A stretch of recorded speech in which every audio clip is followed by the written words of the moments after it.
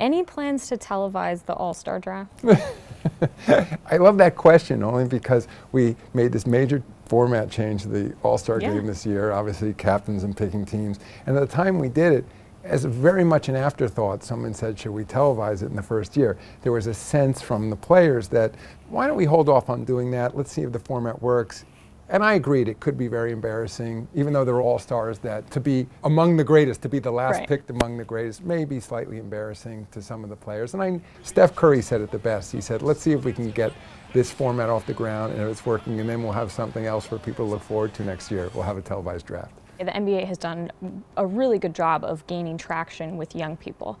What went into that, and why not stream live games? The NBA is the only one who doesn't right now. Well, so first what went into it was a decision many years ago that we should embrace social media. Other intellectual property holders took a different view, which was to create more of a so-called walled garden and say that the only way you're going to get our content is by paying for it or coming through our particular site. The sense in the NBA was that it was an incredible marketing tool, and so let's find ways to get highlights and other aspects and build the personalities of our players through social media with the view that that would continue to grow interest in the league, and it's been very effective. On the streaming of games, it's not quite accurate that we're the only ones that don't stream our games. We do have our League Pass package. What we don't have, and this is your question, is right now, is a national deal to stream our games on an independent service. That's really more a function of our current ESPN and Time Warner Turner deal, where in essence they bought us out of those rights.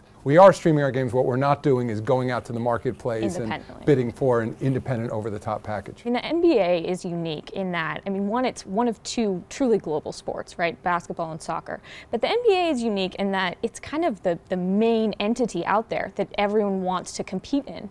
Do you find that you still have to grow the game, so to speak? Absolutely. It's a great question, because if you view the two global sports as the most widely played global sports, as soccer on one hand and basketball on the other, of course there are multiple great soccer leagues. There's the EPL, La Liga, Bundesliga. If you grew up playing basketball in Shanghai or Mumbai or Johannesburg or here in New York, your dream is to play in the NBA. What we're doing therefore though is focusing with markets outside the United States on how we can incentivize them to grow the game with us. It's not going to happen as sort of indigenously as we had thought it would, in that there's an enormous amount of basketball being played in China, for example. I mean, we are the #1 sport in China right now, not just basketball, but NBA basketball. What we're seeing is that without top-notch competition, without strong development programs to produce and train the very best players, they're not able to compete at the NBA level. I mean, we have one